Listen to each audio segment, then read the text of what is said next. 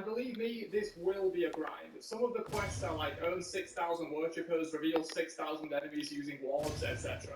And all of the skill capes like constitution, woodcutting, farming, etc. will also have master versions which are around 3 times harder to achieve than the base form and will be an absolute grind fest. For example, the master slayer cape requires 3,600 god kills and will take a long time, but the level of prestige that will come with having a master cape on your RuneScape skin will be a huge flex. And finally, another completely new way to express yourself in the coming RuneScape event is with customized text. Entering in a colour and then an effect in square brackets before your text in game will make it coloured and have an effect on it just like in RuneScape. But that's all there is to know about the RuneScape event. Even as a non-RuneScaper, this event looks super awesome to me because of the new innovations like customizable modular skins and text effects that it brings to the table.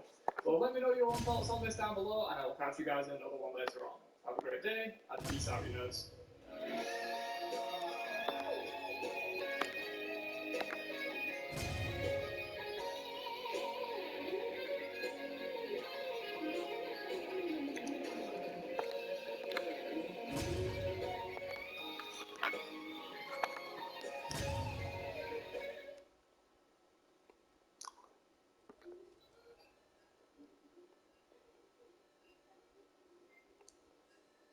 Today, we become legends. Smite Year 10 has been a wild ride. My site has a 50% action. Let's sharpen it by taking down the tree. Patch 10.13 is the final Smite patch of the year, and it brings a new god and plenty of balance changes. Here's your patch recap for everything you need to know. Kicking it off with that new god, 10.13 brings back a Kujira, who enters the battleground as a bruiser solo lane guardian focused around basic attacks. His passive curses enemies that hard CC him, reducing their damage output. He also cannot gain attack speed and converts any he builds into haste, removing some of his basic attack movement penalty. He also converts 30% of his protections from items and abilities into basic attack damage. That case 1 is a stim that increases his basic attack range and grants 50% haste. He also gains stacking protections per enemy hit with his basic attacks during this time, up to 10 stacks. Case 2 is a simple cone damage ability that also applies his passive curse. If the enemy was already cursed, the effect is doubled. While this ability is on cooldown, basic attacks on gods reduce it by 1 second and 0.1 second for minions. Case 3rd ability is his main movement, in which he dashes forward after a short charge up and pulls enemies with him, stunning them at the end. And finally, Bake's ultimate creates 2 rings around him for 5 seconds. The inner ring makes enemies take more damage, while the outer ring time dilates enemies. Bake also gains bonus basic attack damage for the duration. Patch 10.13 is the final Smite patch of the year, and it brings a new god and plenty of balance changes. Here's your patch day recap for everything you need to know. Kicking it off with that new god, 10.13 brings back a Kujira, who enters the battleground as a bruiser solo lane guardian focused around basic attacks. His passive curses enemies that hard CC him, reducing their damage output. He also cannot gain attack speed and converts any he builds into haste, removing some of his basic attack movement penalty. He also converts 30% of his protections from items and abilities into basic attack damage. Absolutely no one cares. His basic attack range and grants 50% haste.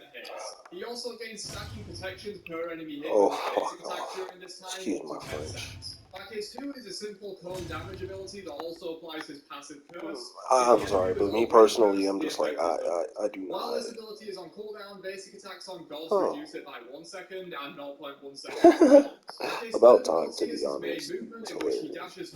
I do not fuck with Loki at all. Stunning them at the end.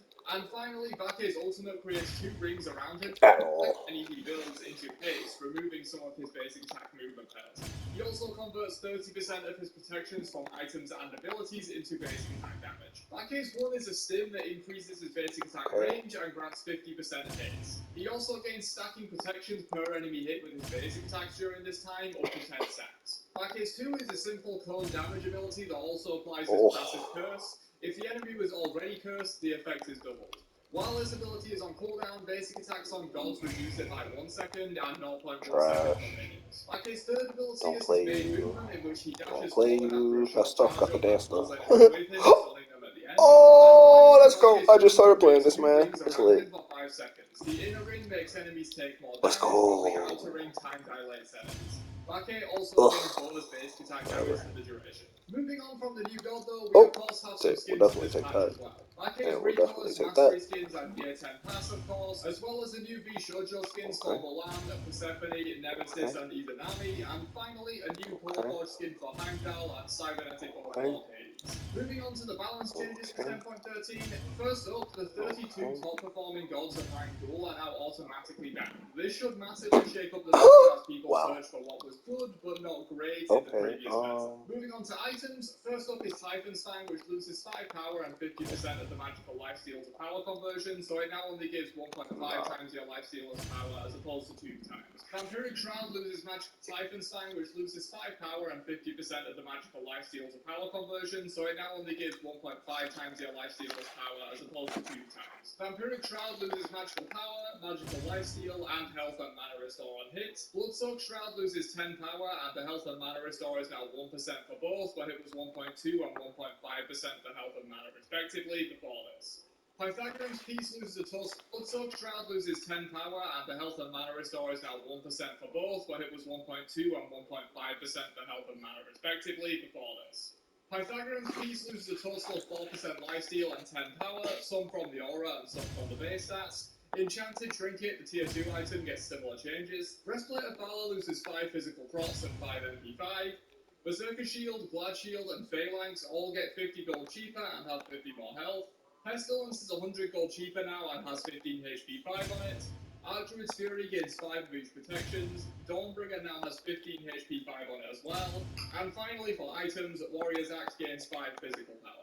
Moving on to god changes for 10.13, first up is Apwash, whose max health heal on picking up corpses is now 4% instead of 5%, and the cooldown refund on his 1 and 2 from picking up those corpses is now 1 second instead of 2 seconds. Athena loses some HP 5 per level, her taunt is now flat 18 seconds rather than scaling down to 16 in the late game, and her ult is now 120 seconds and has 20% miss instead of 30%. Chernobogzul also goes up to 120 seconds, and the movement speed and damage mitigation are knocked down as well. Maman Brigitte's 2 now no longer does mark base damage, and the scaling on the mark hits is hard. To be clear, the ability damage itself is unaffected, it's just for the subsequent mark triggers. Poseidon now gains less ability damage at max time,